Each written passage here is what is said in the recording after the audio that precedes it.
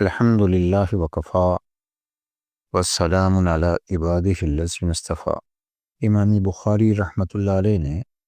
سیدنا انس بن مالک رضی اللہ تعالی عنہ کے توسط سے اللہ کے رسول صلی اللہ تعالی علیہ وسلم کا ارشاد نقل کیا ہے،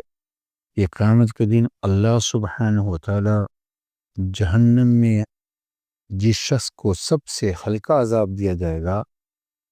اس سے سوال کرے گا، لو ان لک ما فی الارض من شیء اکنت تفتدی بہ، کہ اگر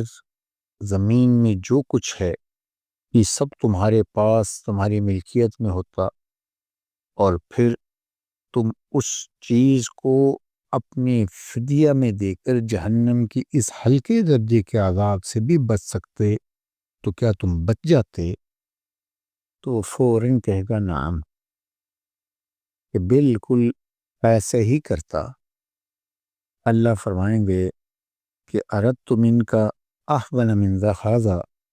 میں نے تم سے اس سے ہلکے درجے کا، اس سے بھی کم مطالبہ کیا تھا۔ یہ تو بہت بڑی بات ہے کہ مال کی محبت، ساری چیزوں کا مالک بن جانا اور پھر ان کو اللہ کے رستے پر دے کر اللہ کو راضی کرنا، اس سے بھی ہلکی چیز کا مطالبہ کیا تھا، اور وہ یہ کہ اللہ تشرک بی شیئا، کہ تو میرے ساتھ کسی کو بھی شریک مت ٹھہرانا، میرے ساتھ کسی کو میرے جیسا مقام اور مرتبہ اور قدر و منزلت نہ دینا۔ فابیت، لیکن تو نے میری اس بات کو نہ ماننا، الا ان تشرک بی، تو نے شرک ہی میں میری اس بات پر غور نہیں کیا اور شرک میں ہی مبتلا رہا۔ تمام انبیاء علیہ السلام کی دعوت کا مقصد اللہ کی معرفت اور لوگوں کو اللہ سے متعارف کروانا ہے۔ اللہ کی ذات اور صفات جب لوگوں کے سامنے ہوں گی کہ وہ کیسا کریم ہے، کیسا مہربان ہے، کیسا سننے والا ہے، کیسا فیاض ہے، کیسا محسن ہے، کیسا قدردان ہے۔ العبد الاحسان، انسان محسن کا قدردان ہوتا، اپنے محسن کا تابعدار ہوتا۔ علماء نے لکھا ہے کہ شرک میں مبتلا وہی شخص ہوتا ہے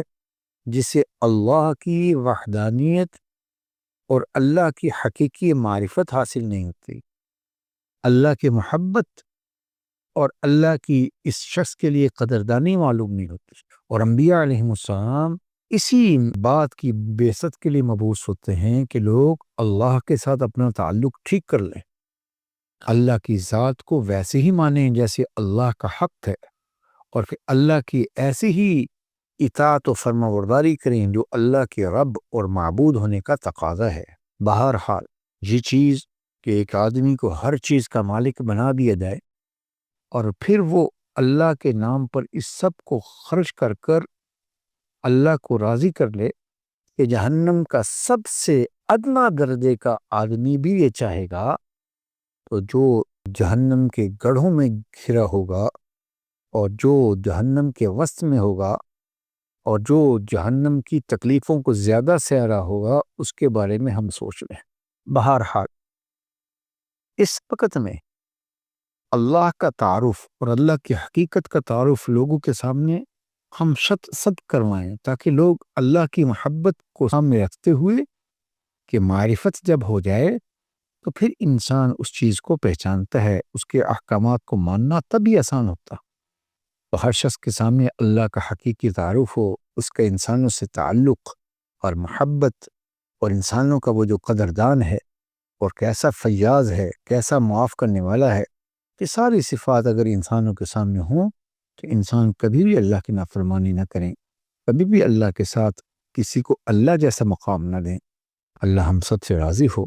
اپنی رضا والی زندگی عنایت فرمائے۔